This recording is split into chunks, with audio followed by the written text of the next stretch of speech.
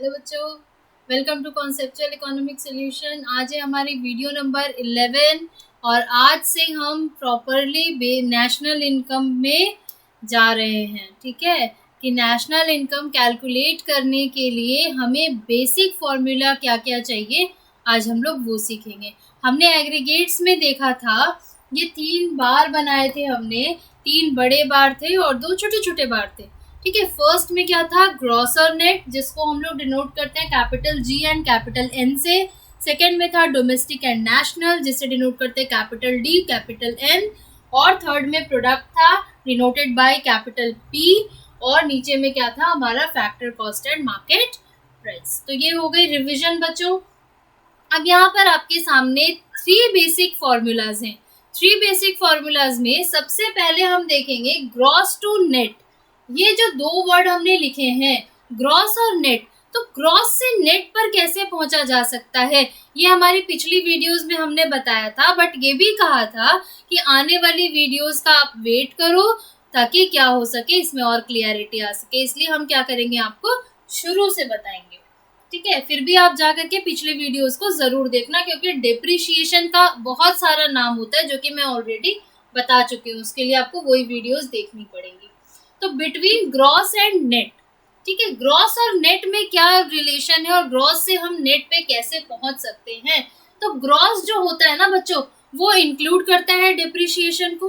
ठीक है, और नेट जो होता है वो हमारी एक्चुअल वैल्यू होती है। मैंने मोबाइल फोन का एग्जाम्पल लिया था कि अगर हम मोबाइल फोन 10,000 का, 20,000 का, 30,000 का परचेज करते हैं, तो हमारी वो परचेज वैल्यू हो गई, जिसमें कि हमारा डिप्रिशिएशन ऑलरेडी इंक्लूडेड होता है, या हम उसे ग्रॉस वैल्यू भी बोल सकते हैं। ठीक है, ध्यान से समझना। और जब आप उसे 2 महीने, 4 महीने, साल भर यूज कर लेते हो, तो उसके बाद क्या आपकी सेम प्राइस में वो फोन बिकता है? नहीं, वो फोन की वैल्यू घट जाती है और आज के डेट में जो प्राइस होगी उसे हम एक्चुअल प्राइस बोलेंगे।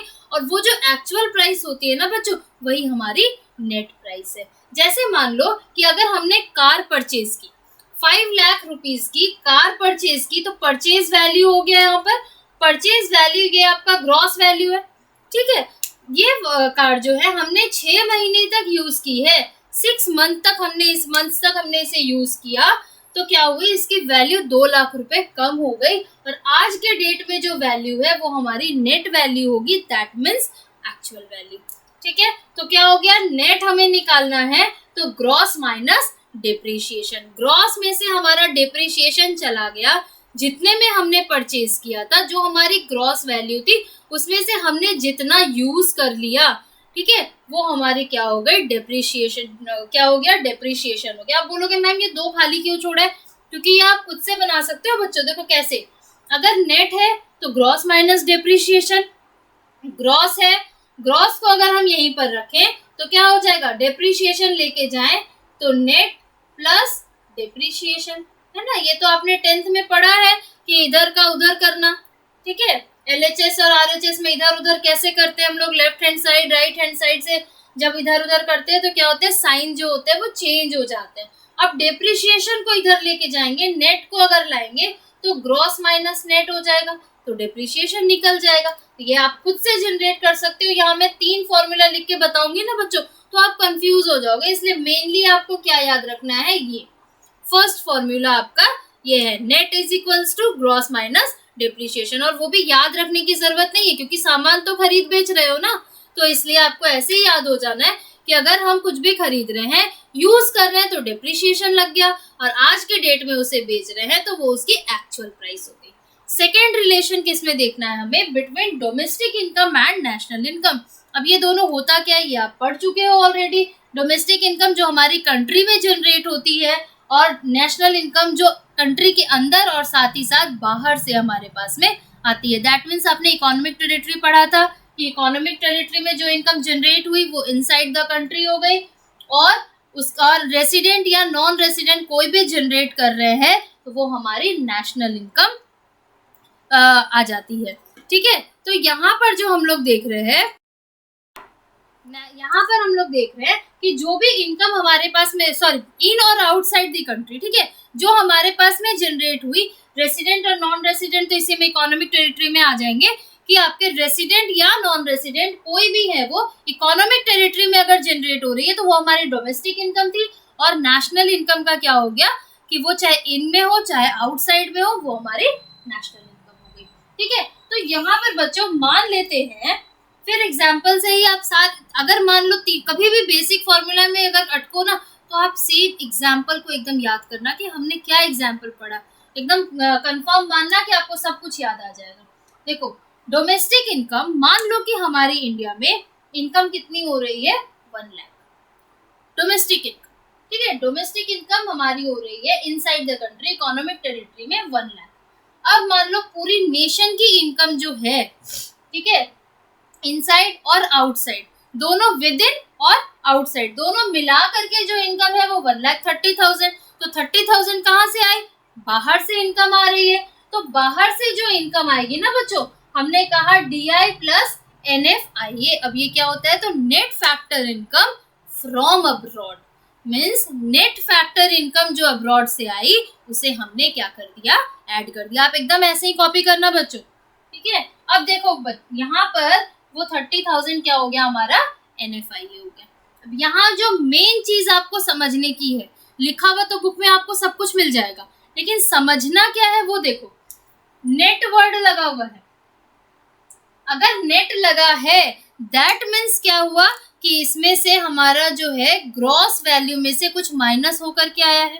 ठीक है, जब भी नेट रहेगा दैट मीन्स आपको देखना है कि यहाँ पर हमारे पास में कुछ और भी इसके अंदर फॉर्मूला इंक्लूड हो सकता है।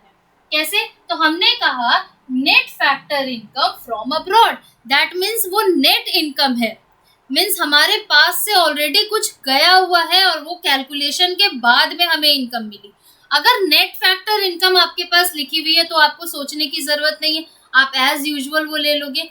बट यहाँ पे अगर लिखा फैक्टर इनकम फ्रॉम अब्रॉड या रिसीव्ड फ्रॉम अब्रॉड, ठीक है, हमने फैक्टर इनकम, यहाँ पे आप रिसीव्ड फ्रॉम भी लिख सकते हो कि रिसीव्ड फ्रॉम अब्रॉड, तो हमने वहां से फैक्टर इनकम को रिसीव किया और यहाँ से हमने फैक्टर इनकम को पेड किया।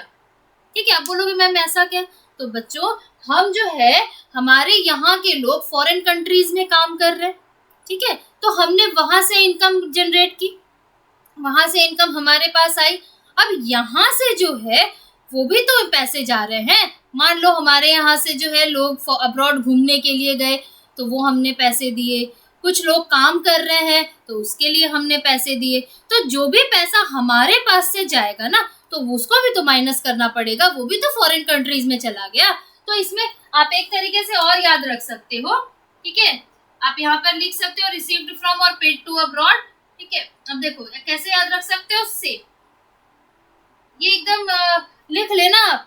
ठीक है, वहां से हमारे पास इनकम आ रही है और यहाँ से हम लोग क्या कर रहे हैं, पे कर रहे हैं। यहाँ से जो हम लोग से माइनस पे, क्या होगा, से माइनस पे। अगर हम लोग वहां से जो फ्रॉम माइनस टू,